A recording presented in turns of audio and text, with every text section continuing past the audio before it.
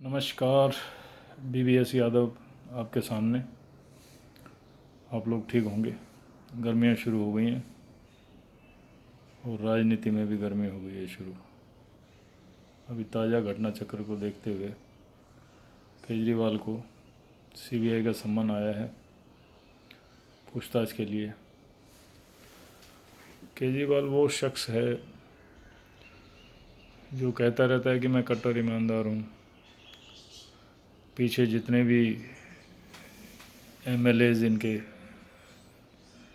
जालसाजियों में जेल गए, खुलासा हुआ, क्योंकि कोई भी पकड़ के MLA खड़े कर दिया गया और कुछ जो लोग इनके साथ जुड़े हुए थे दूसरे, वो सब इन्हें छोड़ के चले गए, क्योंकि डेमोक्रेटिक आदमी तो है नहीं, ये तानाशाह टाइप आदमी है।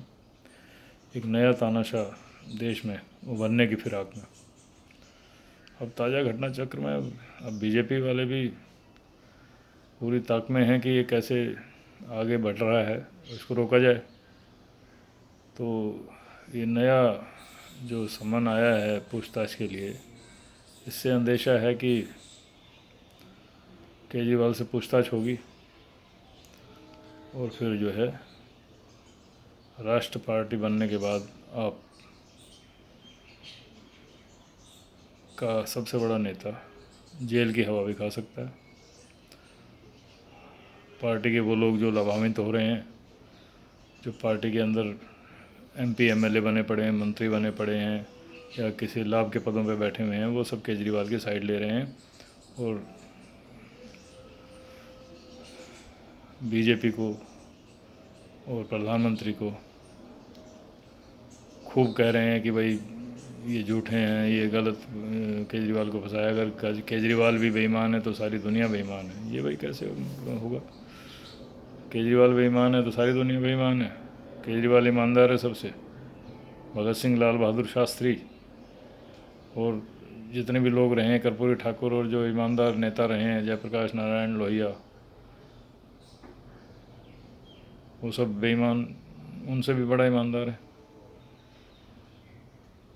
एक आदमी जो झूठा है, जो PM को जुमलेबाज कहता है, खुद इतना बड़ा जुमलेबाज है।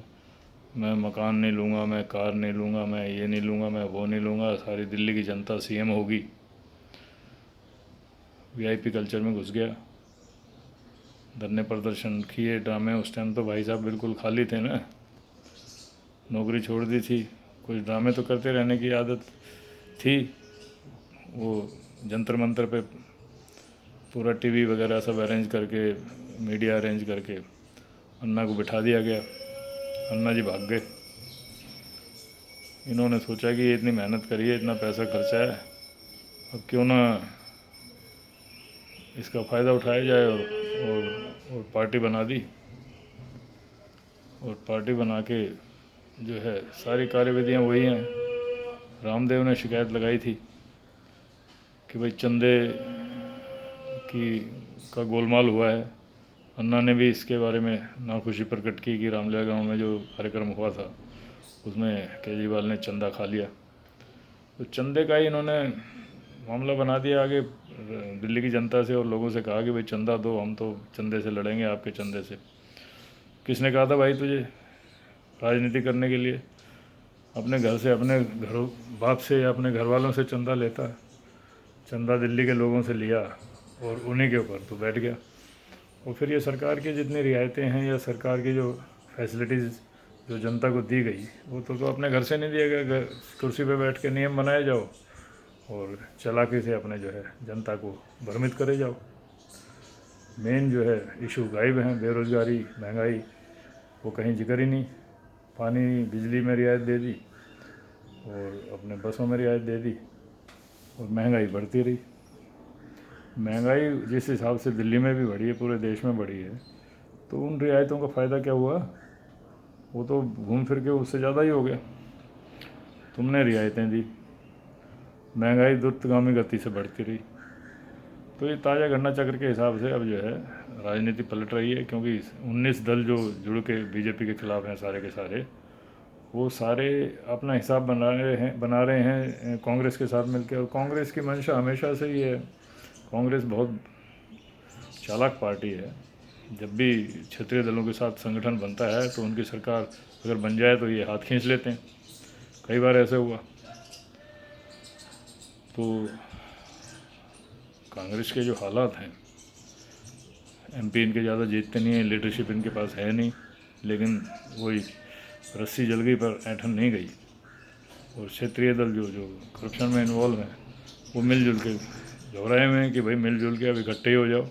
इकट्ठे रहोगे तो कम से कम मजबूती तो रहेगी, नहीं तो सारे के सारे रगड़े जाओगे।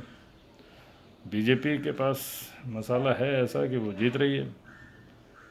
अब ताज़ा घटना चक्र एक और हुआ है कि भाई अतीक अहमद और उसके भाई को, अरशद को, कुछ 3 लड़कों ने पुलिस कस्टडी में ही रात को 10:30 बजे, शनिवार रात को 10:30 बजे गोली मार दी है। और गोली मार के पुलिस वालों की तरफ से कोई फायरिंग नहीं हुई और गोली मार के उन्होंने सरेंडर कर दिया और उन्हें कस्टडी में ले लिया गया और जय श्री राम के नारे लगा रहे थे। तो माहौल तो बनाना ही है, 2024 का इलेक्शन है। कुछ लोग इनसे बहुत खुश हुए होंगे और जो बुद्धिजीवी लोग हैं और जो और लोग हैं उन्होंने सोचा होगा कि ये कायदे कानून की धज्जियाँ उड़ाने वाली चीज़ है। हत्याएँ हुई हैं उन दोनों की, क्रिमिनल्स की, तो एक हत्या कानून की भी हो गई है। कानून, कायदा कानून जो है यूपी में बिल्कुल जो है कंट्रोल में नहीं है योगी के। तो ये सारी चीज़ें जैसे हो रही हैं इस देश में, तो ये तो अराजकता की तरफ बढ़ते कदम हैं। उधर सीबीआई और ईडी जो भी कार्रवाई कर रही है कायदे से, तो करप्ट लोगों के खिलाफ कर रही है। और ये सबको पता है कि जितनी भी पार्टी हैं सारी करप्शन में इन्वॉल्व हैं। जब अपनी अपनी दुकान आप चलाओगे, देश में डेमोक्रेसी को ख़त्म कर दोगे, आम जनता जो है 141 करोड़ लोग भूख और बीमारी और भूखमरी से और महंगाई से और भ्रष्टाचार से और बेरोज़गारी से त्रस्त हैं, तो तुम लोग तो नहीं हो त्रस्त भाई। तुम्हारे तो कोई ना कोई एमपी एमएलए हैं सब जगह। हर राज्य में किसी न किसी राज्य में क्षेत्रीय दलों की भी सरकार है, कांग्रेस की भी सरकार है, इनकी गाड़ी चलती रहती है। आम जनता की जो परेशानियां हैं, जो बीजेपी शासनकाल में अब बढ़ी हैं, उसकी लड़ाई तो ये क्या लड़ेंगे, ये अपनी ही लड़ाई में उलझे हुए हैं। करप्शन के खिलाफ जो है ईडी और सीबीआई कार्रवाई कर रही है, तो इकट्ठे होकर ये कहते हैं जी ये गलत हो रहा है। अरे गलत क्यों हो रहा है? तुम सब लोगों की छटनी होनी चाहिए, नई लीडरशिप आनी चाहिए देश में, ईमानदार लोग इकट्ठे हों, तभी तो ये देश ठीक होगा। आपने कार्रवाई के खिलाफ जो है संगठन बना लिया है, आपके खिलाफ कार्रवाई होनी चाहिए बिल्कुल। वो मनीष सिसोदिया और सत्येंद्र जैन जेल में हैं, या लालू के परिवार के खिलाफ कार्रवाई है, अखिलेश के फादर के खिलाफ जो है मुलायम सिंह यादव के खिलाफ भी केस रजिस्टर्ड था। तो ये सब नर्म पड़े हुए हैं। मायावती तो बिल्कुल ही चुपचाप बैठी हुई है, उसके खिलाफ भी केस है। उसकी दौलत, इन सब लोगों की दौलत जब्त होनी चाहिए और जब्त होने के बाद इन्हें जो है इन्हें लिखवाना चाहिए और एक एफिडेविट इनसे ले लेना चाहिए कि आगे से हम राजनीति नहीं करेंगे। इनसे लिखवाना चाहिए, लिखवा के देश की जनता ये रखे, एक कमेटी बनाई जाए जिसमें ये शपथ लें कि हमारा परिवार और हम आगे से कार्रवाई, आगे से जो भी राजनीति की बात हम नहीं करेंगे और ना ही पार्टी चलाएंगे, क्योंकि ये सब बेईमानी में इन्वॉल्व हैं, पैसे की करप्शन में इन्वॉल्व हैं। डेमोक्रेसी का तो मज़ा ये ले रहे हैं, आम जनता तो त्रस्त है। तो ये 2 घटना चक्र हुए हैं। एक तो केजरीवाल की गिरफ्तारी का अंदेशा है, अभी सीबीआई ने कॉल किया है, बहुत दिनों से चुपचाप बैठे हुए थे। और दूसरा अतीक अहमद और उसके भाई अरशद की हत्या उत्तर प्रदेश में, और कोर्ट के हिसाब से जो है पुलिस कस्टडी में जो हैं, उसके बाद एक गोली ना चलना पुलिस की तरफ से, और तीनों अपराधियों ने पॉइंट ब्लैंक रेंज से अतीक अहमद के सिर पे गोली मारी और उसके भाई को भी छलनी कर दिया। और तीनों ने आराम से उनको मार के और सरेंडर करके जय श्री राम के नारे लगा के खड़े हो गए और पुलिस वालों ने उन्हें टेकअप कर लिया। तो ये कहानी है इस देश की। अराजकता चरम पे है। कुछ लोग खुश हो सकते हैं, कुछ लोग परेशान हो सकते हैं, लेकिन वर्गीकरण हो गया है जनता में भी। जनता भी इस बात की, मतलब इन लोगों ने खूब ठूस ठूस के भर दिया है कुछ लोगों में कि भाई मुसलमानों के ख़िलाफ़ बोलना है, ये मुसलमान ख़तरा हैं देश के लिए, हिंदुओं के लिए ख़तरा हैं।